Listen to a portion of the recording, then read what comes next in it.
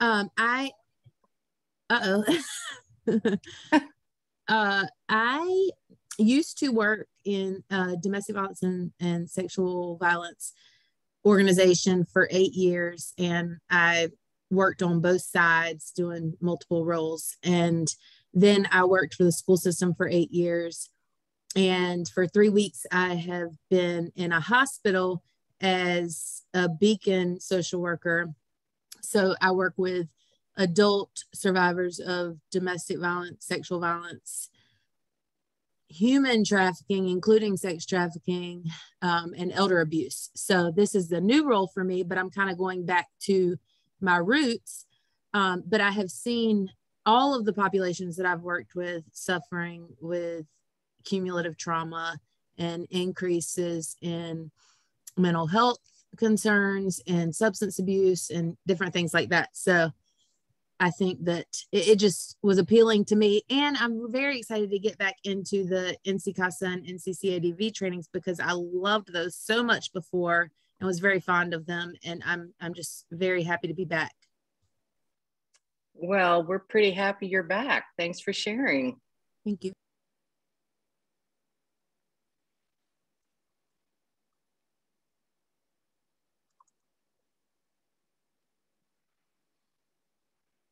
And one more person.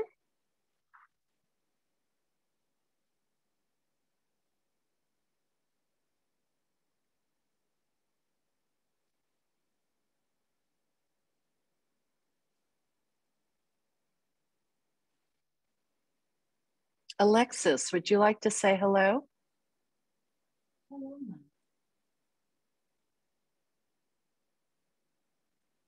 Can you hear me? I can hear you. Hi. So I am actually a military victims advocate.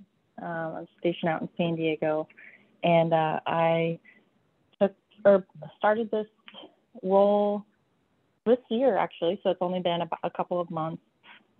So for me, it's just kind of about expanding my understanding and knowledge so that I can tie it into the work that I'm doing at the base where I work.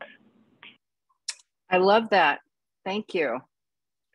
And the chat has been pretty active too. Deanna, thanks for continuing to connect with people and letting them know about the resources. Okay, let's go to the next slide.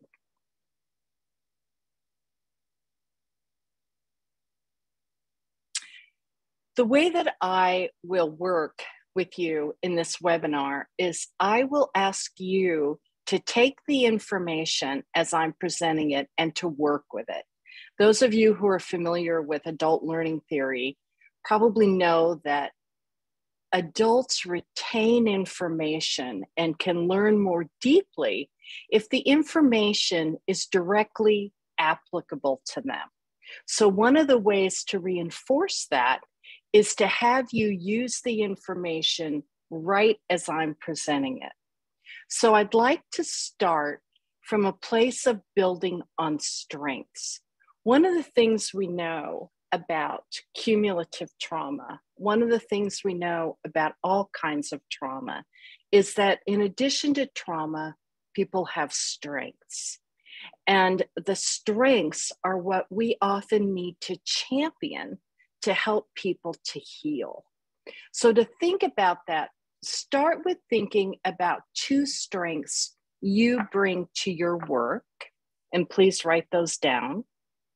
And then 2 strengths of your team, the team as a whole. And if you don't have a team at the workplace where you are now, think of a team of people. Perhaps you've worked with a team in the past, perhaps your family, perhaps your community.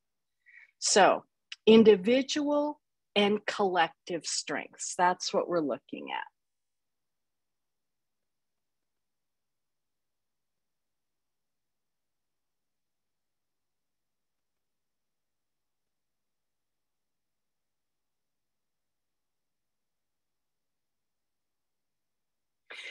So when I think about strengths individually for myself, I think about I'm fairly verbal, I like to work with people.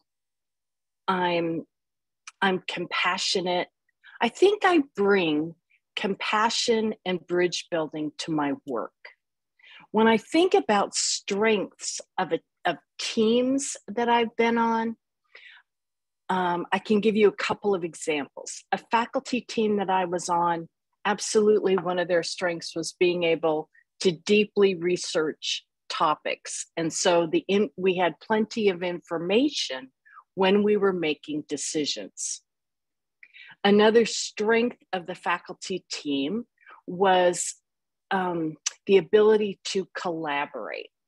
And they would take information and work together in smaller groups.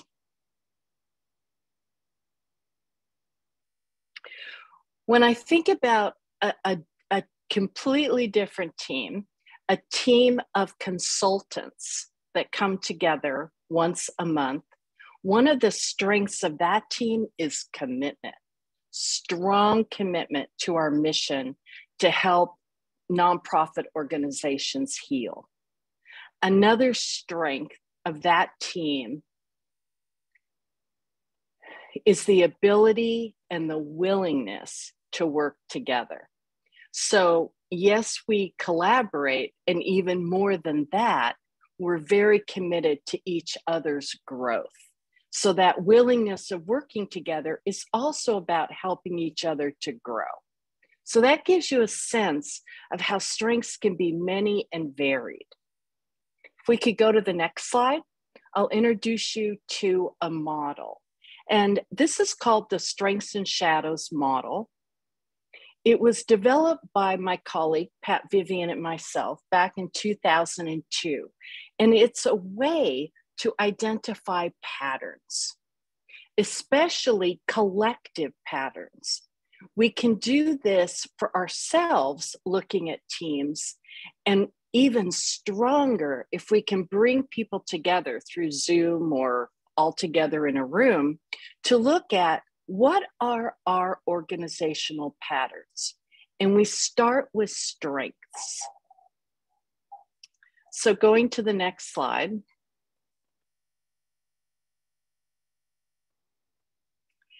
Each strength has at least one shadow. And a shadow isn't necessarily the opposite, it's more the fallout.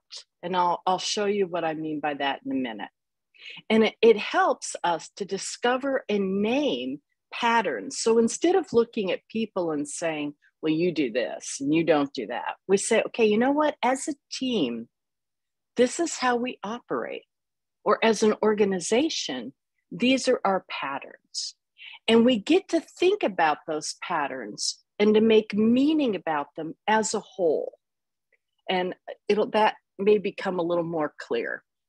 And absolutely, these slides are available to you. So the next slide shows you an example of strengths from one organization. So one organization talked about that they are very competent. The staff are competent at their jobs, and they work very well independently. They talked about how they all have really a positive attitude. They come with that. They're very strong about that. It helps them to be hopeful, and they're empathic. They listen very well. They're open. They want to truly listen to understand. So what you would do with the model is you would write your strengths in the center and then go to the next slide. And then there are shadows.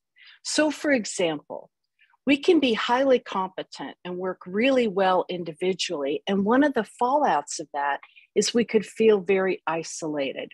Or on an organizational perspective, there may be lack of cohesion, even fragmentation. We can have a very positive attitude that in fact covers up that we are unable or unwilling to express grief. And one of the things that's true about cumulative trauma is that there is grief, there is loss. The pandemic has brought loss. The other thing about a positive attitude is sometimes we will be conflict avoidant. Now, I will tell you, as someone who tends to come with a positive attitude, and that's one of the strengths that I bring, neither of these are my shadows. But I would say, personally, a shadow for me is that sometimes I struggle with, I have had people say to me, well, you must just not understand if you're so happy right now. Or, you must not have much depth. And so I'm frequently misunderstood, frankly. And I have to sort of stop and say, because I show you a positive attitude and I have energy, believe me, I will come alongside you. I feel grief, and I am not conflict avoidant. That doesn't mean I go looking for conflict, but I will walk up to it. But I will just tell you that I do have to sometimes step back and say, am I really letting people see all of me? Do they understand that being positive doesn't mean that I don't feel pain? The group said as a group, they're empathic, and that one of the things that happens for them is when they come together, there can be a lot of stress contagion. That when they come together, if someone's having a hard day, they don't feel like they can say, I'm full up. I can't listen right now. There's no permission to not listen. And we know that sometimes with boundaries, we need to say, I don't have it today. I'm very willing to listen later, or I can listen for this amount of time. But we have to be able to hold boundaries. So I'm going to pause and give you a minute to let me know if there are questions about what I've just shared with the strengths and shadows.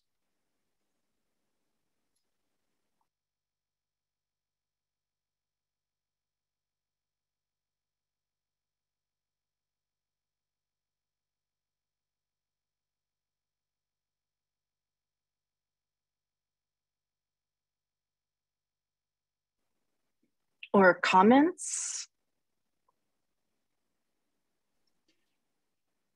I just would say that the strengths have a mirror. They mirror the strengths and shadows mirror each other in a way. They have okay. Yeah.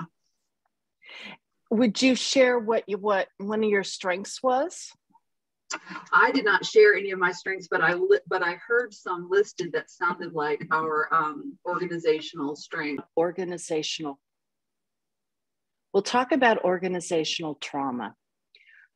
One of the things that you all shared right at the beginning is that organizational trauma can be one piece of cumulative trauma, and that's accurate. I recognize that there is historical trauma, that there can be family trauma, that there can be individual trauma.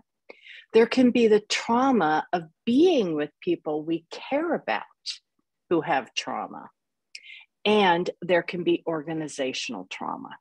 So I'm going to introduce you again to a model and a framework for how to think about cumulative trauma. Okay, next slide.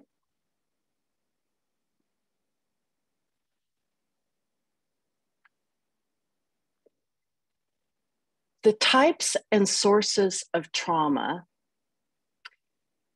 are single devastating events is a type, ongoing wounding, empathic nature of our work, and redemptive nature of our work. And I'll explain each of those. One of the things I'd like to point out is that trauma can impact an organization from the outside, a wounding against the organization. Trauma can also erupt within the organization. So in the case of single devastating events, these are events that we often hear about. A public shooting, for example, a suicide of a leader or a staff member. We will often hear about an event to the extent that it'll make the news. People will be creating practices for how to deal with that. An external single devastating event, like loss of funding from an outside source, severe weather destruction.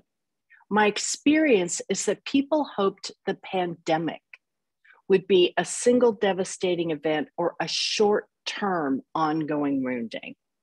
And in fact, the pandemic has been ongoing wounding that has caused layers of pain for individuals, families, communities, and organizations. So when you look at this list, single devastating event, public shooting, loss of funding, severe weather destruction, suicide of a leader, I would also say death of a beloved staff member, abusive behavior of any kind. For example, a leader belittling staff in public, threatening that staff will lose their jobs, any kind of violence or threat of violence or insider embezzlement. All of those can cause a major wound to an organization. Ongoing wounding from the outside is a threat, some kind of overt hostility directed at the organization. And again, the pandemic. So an example of that could be a church, a mosque, a temple that gets repeatedly defaced. It could be, we had an example of a family support organization in a rural area that supported a young woman, a 14-year-old, who was sexually assaulted by an older man. And the older man's parents owned the only grocery store in town. And the staff at that agency were no longer welcome to shop at the grocery store. So they had to travel for 30 miles to buy groceries. That was an ongoing hostility directed at them. Ongoing wounding inside, again, if there's any kind of ongoing abusive leadership practices. And unfortunately, I have worked with staff teams where they suffered under leaders who would threaten them with losing their jobs, who would tell them how poorly they were doing, who belittled them, that kind of harassment. And unfortunately, even in our fields, we have sexual violence by people within the organization who have power or more power against others. The empathic nature of the work I referred to very early on when I said that Pat, Vivian, and I were looking at that the very nature of the work that we do, working with people in crisis, working with people in trauma, that we can experience secondary trauma, compassion fatigue, vicarious trauma, and we can bring that into our organizations.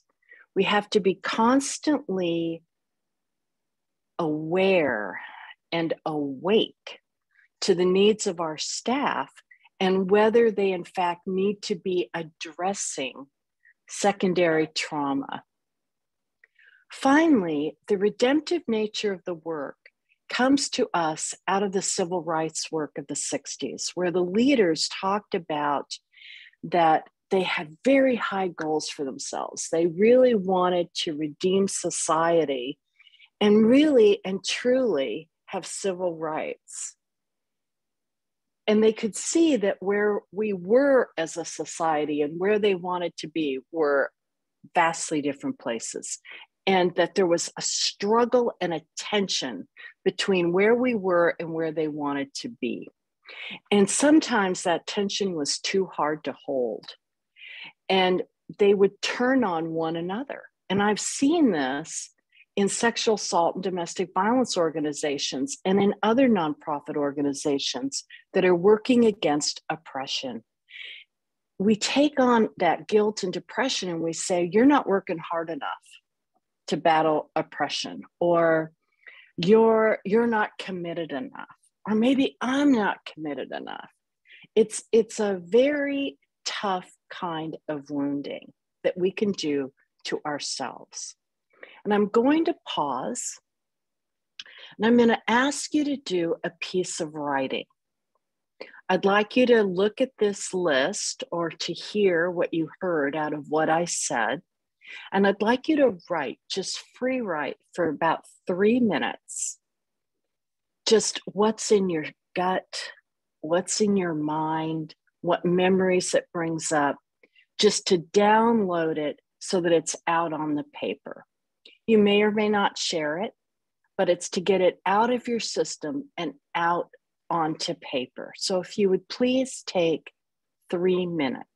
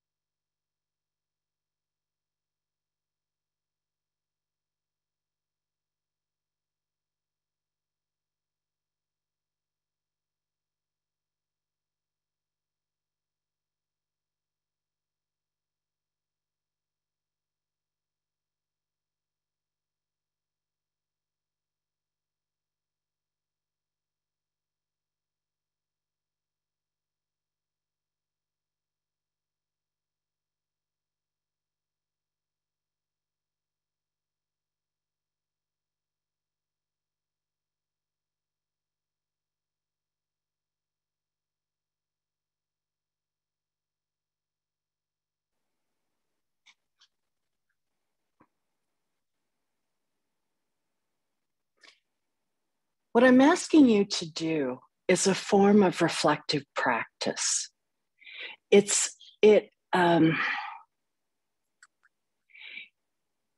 When we reflect on our practice and we think about it a little more deeply, away from the time that it happened, again, we help ourselves to learn something from it. And I don't ask you to do this because I want to anchor the trauma. I ask you to do this to understand that it's really helpful for our bodies to not carry all of that information. The information has emotional load to it. And being able to write some of it out helps us to put it in a place that tells our minds, it's okay. We've got it out here. It's not going anywhere. We don't have to keep thinking about it over and over and over.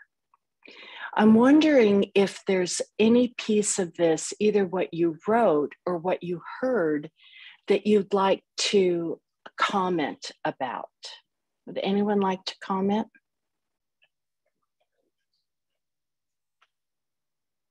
This slide shows you the impacts of trauma on the left and ways to create healing on the right. So when I think about cumulative trauma, I think about how the trauma impacts get layered, that isolation increases, that functioning becomes that much more overwhelmed, that people feel vulnerable and they can get to feeling really helpless and even hopeless. That the stress and anxiety contagion starts to feel normal, like a way of life, and that there is lasting psychic and cultural impact. So the example that was just shared with us about a shooting, a couple of shootings, and the fact that resources were set up for staff to use is a way to address lasting psychic and cultural impact. Another example is what happened with Planned Parenthood in Boston. Years ago, Planned Parenthood was a couple of small centers in Boston, in the city of Boston, and a man walked into a couple of them and started shooting. And he did kill a person, he wounded people. And the community came together around Planned Parenthood. Planned Parenthood raised a lot of money and they built a building right on Harvard Avenue. That building has security that would rival Fort Knox. It's amazing, the security in it. And so the lasting impact of that is that the staff know when they go to work, they're safe. They also know the flip of that, or the mirror of that, as was said earlier, is that they know they have to have that kind of security to be safe. And even today, so many years after all of that has happened, there are staff who talk about feeling like they armor up when they go to work. It's that kind of lasting impact in the organizational culture. So we know that for healing, we want to keep building connections. We want to help people build bridges from where they are to where they want to be. We want them to build connections with other people. We want to pause. One of the things that happens in our work, any crisis work actually, even any counseling work, is that we see people before us and they are our priority, very appropriately so. However, we need to pause so that we can also help them to pause. And I'll ask you to just pause right now and take a deep breath. Breathe out and take a deep breath in and out. A simple pause helps our body to calm down a little bit. It helps our mind to calm down.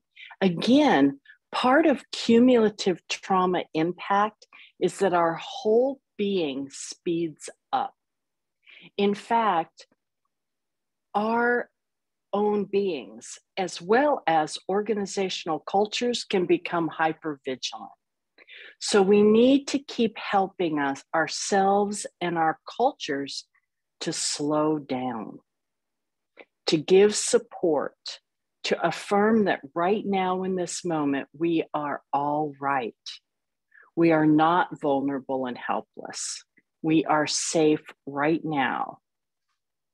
We strengthen our boundaries and containment so that we don't have just ongoing stress and anxiety contagion.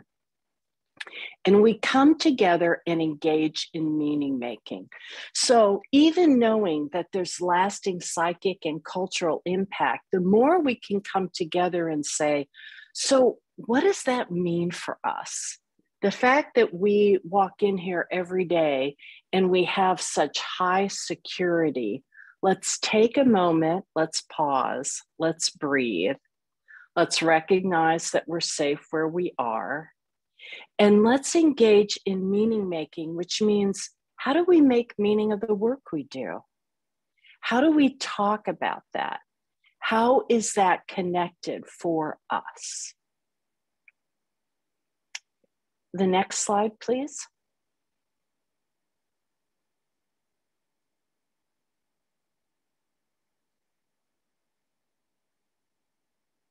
When trauma has occurred, I talk with leaders about what happened.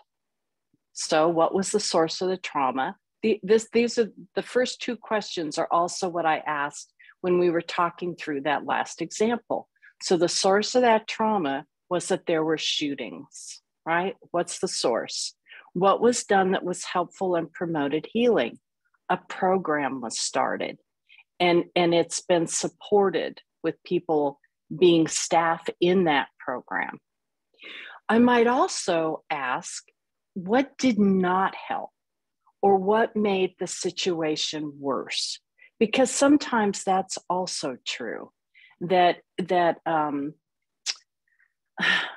I've had several leaders tell me that they know that they took too long before they addressed trauma in their organization, that they kept hoping that it would just resolve itself. I've heard that. I hoped it would resolve itself. I've heard, well, I thought that if this person left, that everything would be okay. I've heard, well, once we talked about it once, I figured, we could just get on with business. We want to stay focused on our work. So we have to keep coming back to the pause. The pause helps us to understand if really we are ready to move on. It's not that we don't keep doing our work. We do. However, we don't keep saying to everyone, everything's fine, business as usual. We say, okay, pause. How are you today? Pause. Breathe. Do we need to take time again? So let me give you an example of a trauma that could happen to any staff team. It doesn't even have to do with organizational trauma. I was part of the Muckleshoot Tribal College when one of our young staff who was pregnant died suddenly. People were just so grief-stricken. It was a very hard time, and it was hard to show up for the students in the way that we needed to. And it impacted the whole community, the whole tribal community. So we came together as a staff at the college, and it was voluntary. So about, I would say, 3/4 of the folks came together, and we just checked in with how we were doing, and we told stories about her, and we wrote cards to her family. And then we set up a table that had a picture of her. It had some sacred cedar on the table. It had a little book where people could write notes that we then gave the book to her mother. And then we had her favorite food on the table, which were Cheetos. And we left that table up for a month. And it wasn't like right in the middle of the lobby and everybody had to see it. It was down the hall a little bit, but it was something that was a reminder that we were all healing still, that she was still in our hearts, and that we wanted to promote healing with each other. So I'll pause again and just say, are there comments, or do people have other examples they'd like to share?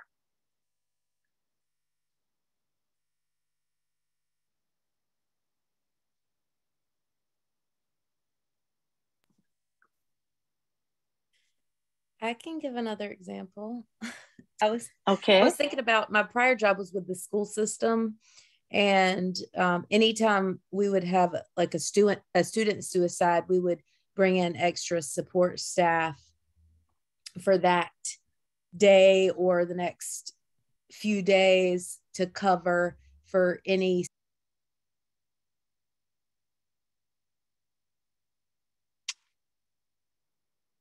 All right, we're going to talk about resilience. Let's go on. Let's go to the next one. One of the things that we have just now been talking about is collective meaning making. So for example, the comment that Lizette made about what happens when it's so hard for the officers when one of their own kills him or herself, and how they deal with that. And unfortunately, too often when there's that kind of trauma, people get left on their own. And to be able to come together, as I shared with the example from the tribal college, one of the things that I did with a group of firefighters and EMTs, there were a couple of us who did a debrief with them that was slightly different than what they usually do. They had to respond to 2 buses that collided, and one was full of college students. And it was, I'm just not even going to describe it. It was really terrible. Okay, thank you. And so one of the things that that we did was make voluntary 2 different times that they could come together and talk about their experience. And one of the things that we shared with them was how important it was for us as the whole community that they had done what they did, that it was so important to us, and we were so grateful to them.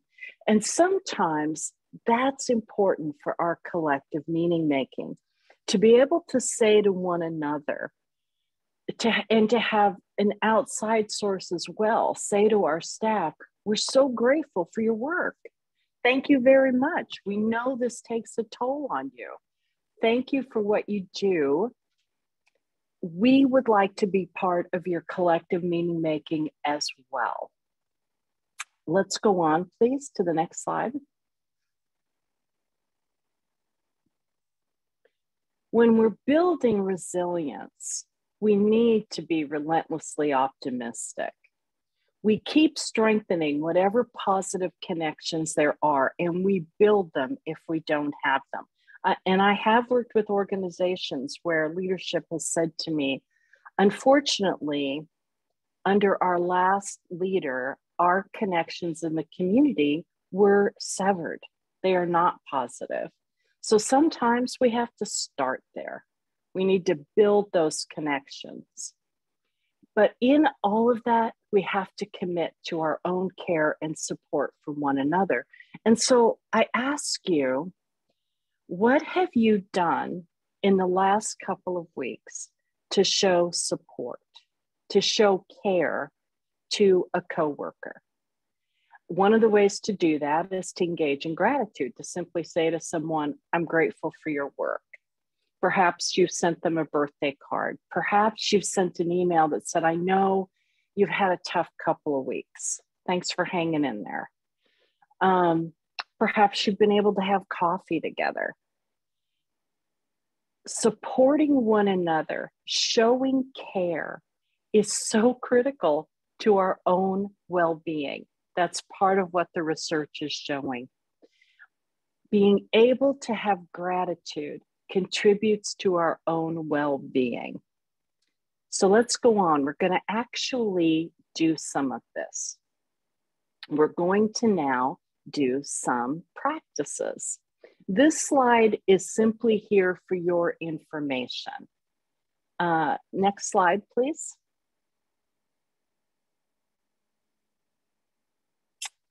Let's do some reflective practice together. All right, next slide.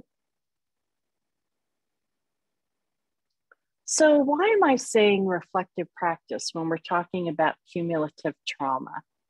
I say reflective practice because this is a way to strengthen. This is a way to heal. This is a way to build resilience. Reflective practices are actually strategies that help us to pause, that help us to address challenges while we are having a balanced approach, a non-judgmental anxious presence. We want to be able to contribute from a healthy place, not from a place full of anxiety and stress that then contributes to anxiety contagion or stress contagion.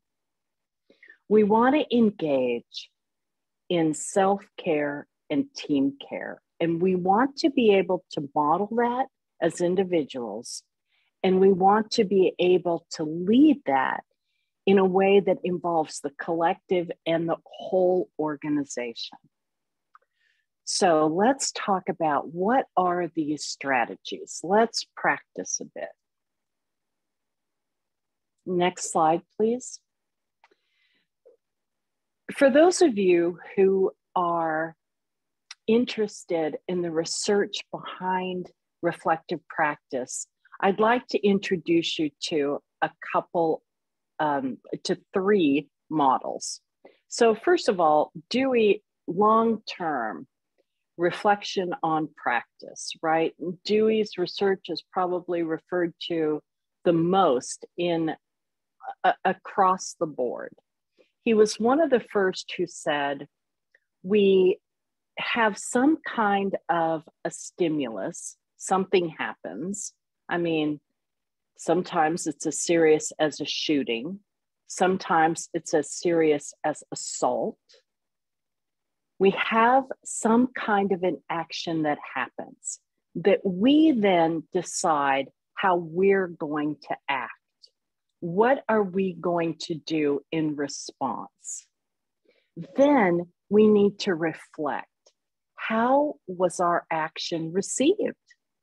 Did what we do actually address the trauma?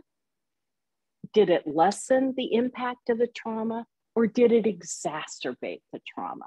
Did it make things worse? Okay, let's think then what we'll do different next time.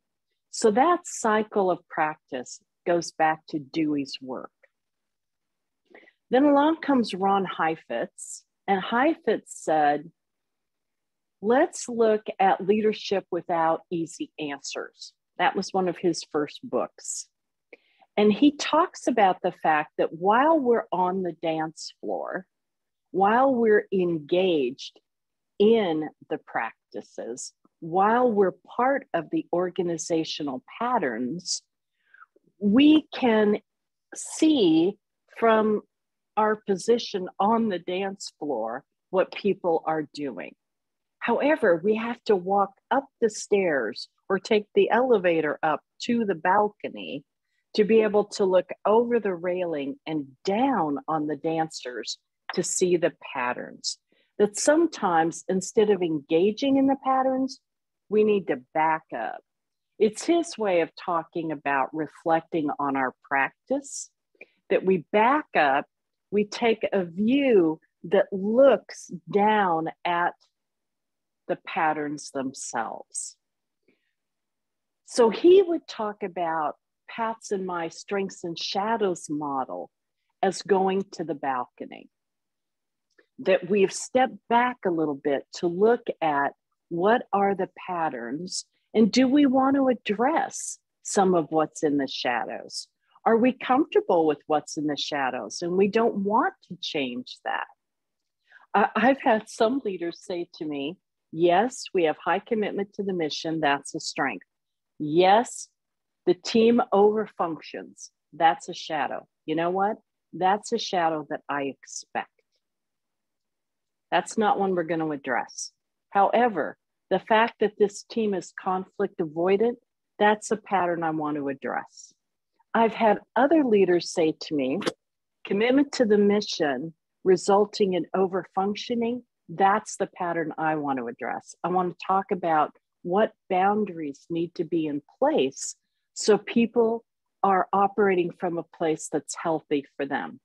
But we have to go to the balcony. We have to have some way of even seeing the patterns to be able to address them.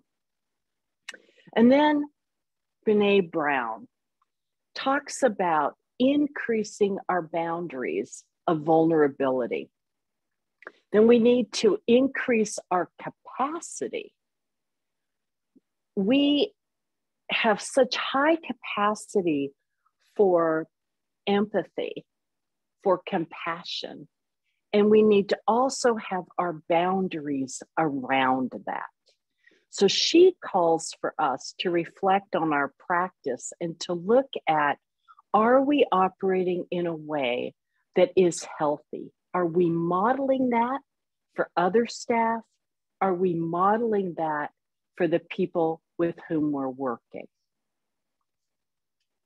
Next slide, please. So this is the first strategy I would like to introduce you to.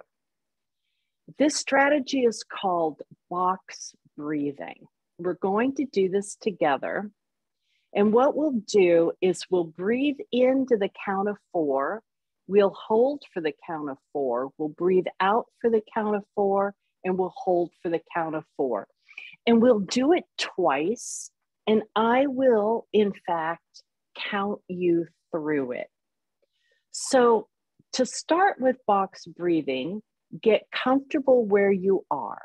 You might be standing, you might be sitting, you might be lying down, I don't know. Get comfortable. Actually wiggle back and forth a little bit. Roll your shoulders back a little bit.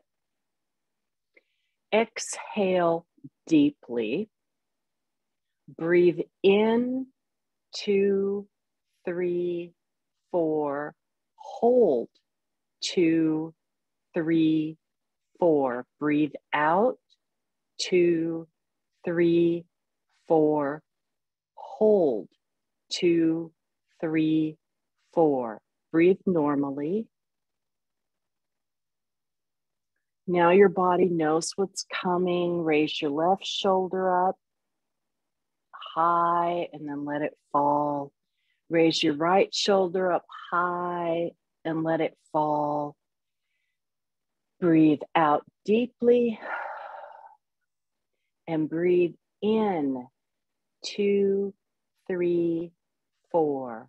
Hold, 2, 3, 4. Breathe out, 2, 3, 4.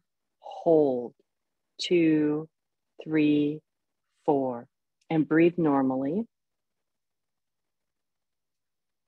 One of the things about reflective practice is that it's so important to be able to incorporate it in something that we already do.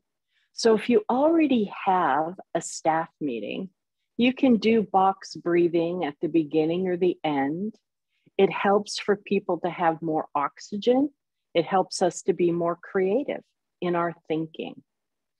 It helps us to pause. It's a way of saying we're all going to pause without saying pause. Instead, we say, let's breathe together. I also use breathing when I realize there's tension in the room. I just breathe for the room. I don't even have to say anything to anyone else. I'll just breathe so that I am not holding anxiety in my body.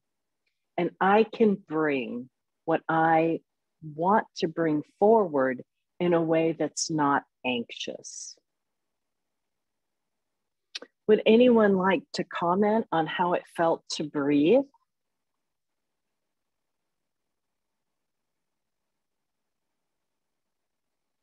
I'll just say that, can you guys hear me? Yes. The second strategy is writing. And what I've done is to put 5 prompts. When do you feel happiest? To write about 5 people, places, and things for which you are grateful, essentially to make a gratitude list. To consider ways that you've grown in the past year. To think about who inspires you. And to write about a book, movie, or song that made an impact on you. And just so you know, if you want to find other prompts, you can actually Google prompts for reflective writing. And you can get hundreds of them I have found that these are helpful because I generally go to appreciation. Appreciative inquiry says that anytime we ask a question or ask people to take an action, we are in fact doing an intervention. And that our brains operate in such a way that we tend to anchor the hard things, the traumas, the pain, more than we will anchor the happiness, the joy. And so appreciative inquiry says you're not avoiding the hard things when you ask about things that are strengths or things that bring people happiness or inspiration. People will still think about those other things. They can raise them to you. However, you help them to anchor some of the positive, some of the strengths in their lives when you ask about them. So again, I will ask you, I'm only going to give you like 3 minutes, but I'll ask you to choose one of these prompts and write about it. When do you feel happiest? To make a gratitude list, to think about ways you've grown, to think about who inspires you and why, or perhaps a book, movie, or song that made an impact on you. So please choose one, and we'll be quiet for just a couple of minutes.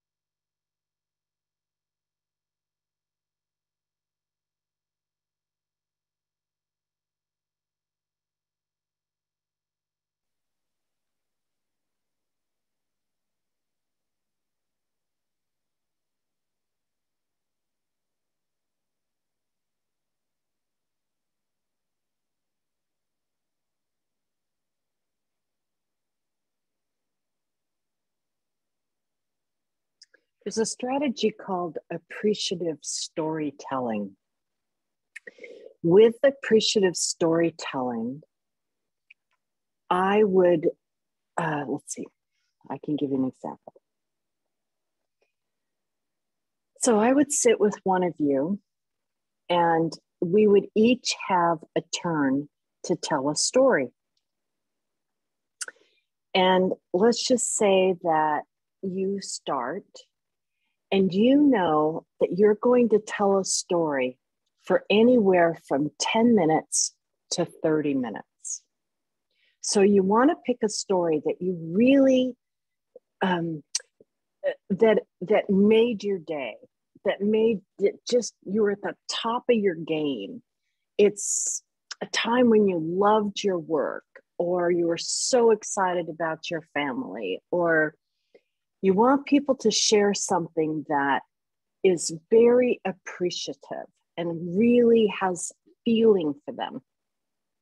So you share your story, And the only thing that I would do is if you paused, I might ask you a question about it, or I might say, tell me more about that. When you're done, I say back to you, this is what I heard, the active listening that really lifts up the highlights of your story. Then we change and I share my story, and you would only ask me questions or make comments to further my understanding and deepening of my own story. So it's a way of taking the writing and making it oral, right? You can, instead of writing, you can do the appreciative storytelling. The work comes from David Cooper and Deborah Whitney out of Case Western University. They really started all of the appreciative inquiry research. And out of that has come so much, especially a lot of the brain research around what our brains hold and what we need to further to strengthen our resilience. So I'll ask you, would anyone like to share any, or even just which prompt you chose? To the next slide.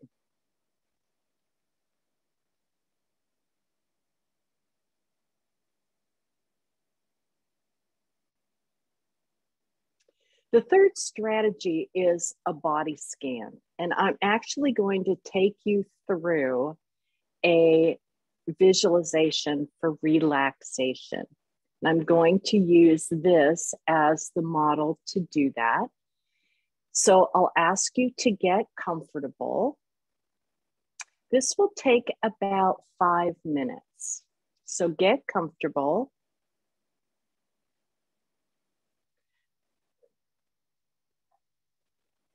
Take a few deep breaths in and out. Bring your awareness to your feet. Breathe and imagine you're breathing into your feet, releasing any tension in your feet and relaxing more deeply. You may close your eyes. Bring your attention now to your calves and let the muscles in your calves relax.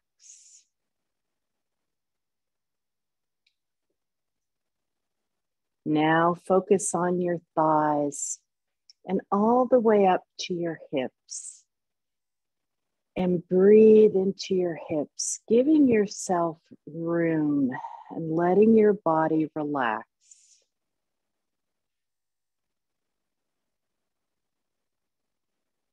Breathe into your pelvis. Breathe in deep and out.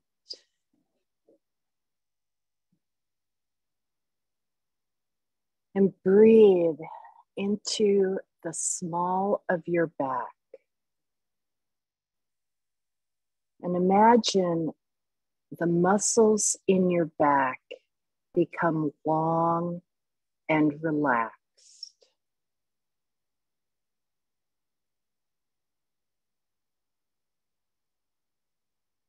Breathe into your torso. Breathing wide and allowing your ribs to expand. As you breathe in and out, imagine that you're breathing into the rings of a tree trunk, filling yourself with air. And swallow to open your throat and breathe into your jaw and into your face. Let your eyes soften and let the muscles in your face relax. And now, starting at the top of your head, slowly scan down your body, down your face, down your neck, breathing, down your shoulders, down your arms, down your back, down through your heart, through your stomach, down into your hips, down your legs, down your feet, letting your energy be all the way down into the earth. And now breathe in any place that there might be tension in your body. Just give it a little breath and let it be.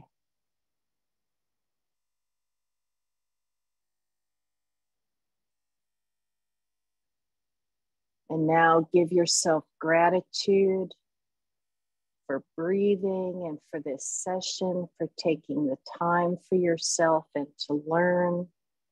Wiggle your fingers and toes. Open your eyes.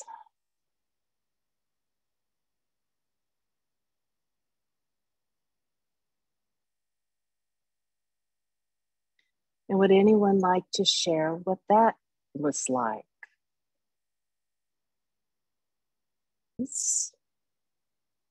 Oh, there are apps that you can use for breathing and for meditation or visualization or relaxation.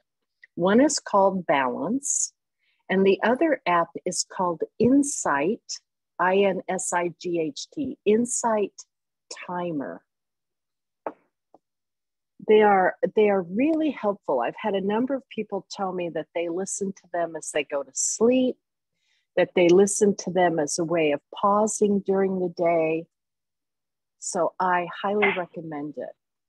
Christina says she agrees that it was really good. Okay. And the last slide. I thank you all for taking the time today. It was lovely to be able to be with you. I am available by email, and the website there is my website, and there are resources on the website as well. And thank you so much for attending today. Oh, thanks everybody.